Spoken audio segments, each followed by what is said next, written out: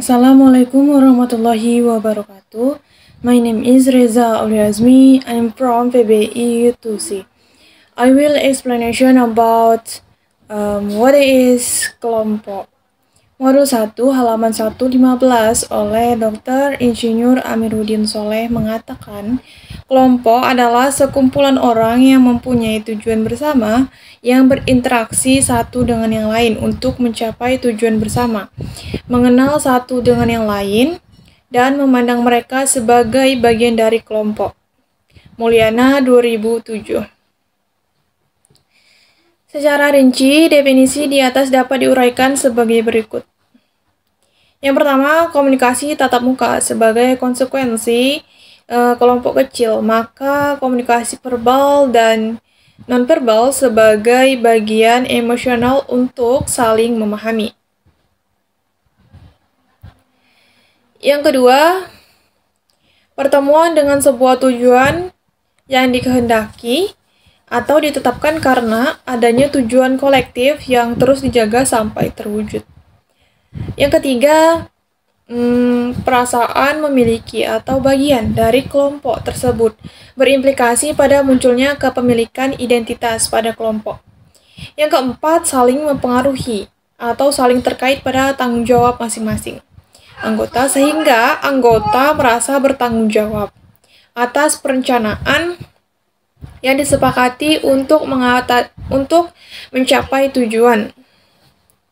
Pada halaman 112 berdasarkan pengertian yang telah ada, kelompok dapat dikatakan sebagai suatu unit sosial yang terdiri dari himpunan individu yang memiliki kesamaan kebutuhan, minat, aspirasi, dan memiliki hubungan, interaksi, serta ketergantungan antara satu dengan yang lainnya, yang diatur oleh norma-norma tertentu.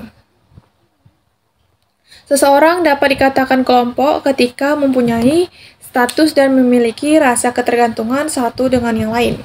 Berdasarkan pengertian telah ada yang sudah saya sebutkan tadi, yaitu masuklah ke adapun ciri-ciri kelompok pada halaman 115 sampai 116. Ciri-ciri kelompok adalah sebagai berikut. Mempunyai anggota antara 2 sampai 25 orang. Terjadi proses interaksi interpersonal di dalamnya. Adanya perasaan saling memiliki, saling ketergantungan untuk mencapai tujuan bersama. Adanya pembatasan tertentu dalam kelompok yang diwujudkan dalam norma yang mengatur perilaku anggotanya. Serta ada pembagian status dan peran. Pada halaman 123 menyebutkan secara lengkap Hormans 1950 dalam Yusuf 2009 menyatakan bahwa yang dimaksud dengan kelompok adalah sama seperti yang kita sebutkan tadi, tidak jauh beda, yaitu sekumpulan manusia yang berkomunikasi seorang dengan yang lain dan sering terjadi dalam kurun waktu tertentu. Komunikasi tersebut berlangsung secara langsung, yaitu secara tatap muka.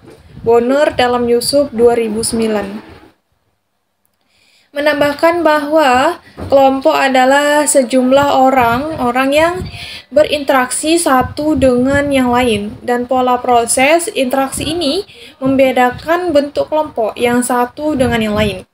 Bedanya kelompok dengan kerumunan atau crowd adalah bahwa dalam kerumunan tidak ada atau tidak mempunyai ikatan kelompok dan tidak mempunyai kesatuan tujuan yang disepakati bersama.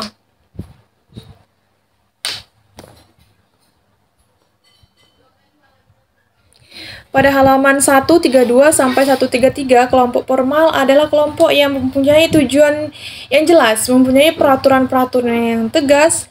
Lahirnya tujuan dan peraturan itu dibicarakan bersama dan dirumuskan secara tertulis maupun tidak tertulis, seperti nilai-nilai dan norma kelompok. Dalam kelompok formal, pembagian peranan atas dasar posisi dan status mengikuti pola tertentu. Kelompok formal merupakan suatu kelompok yang sengaja dibentuk untuk pelaksanaan dan realisasi tugas tertentu. yang anggota-anggotanya diangkat dan dilegitimasi oleh suatu badan atau organisasi.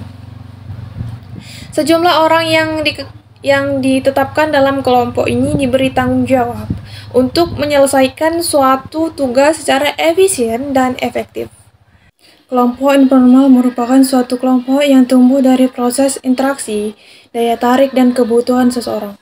Dalam kelompok ini, anggota kelompok tidak diatur dan diangkat atau dilegalisasi dalam suatu pernyataan formal, SK atau surat pengangkatan. Jadi, keanggotaannya tidak bersifat resmi, sehingga siapa yang berperan dan dituruti, maka dialah yang disebut pemimpin.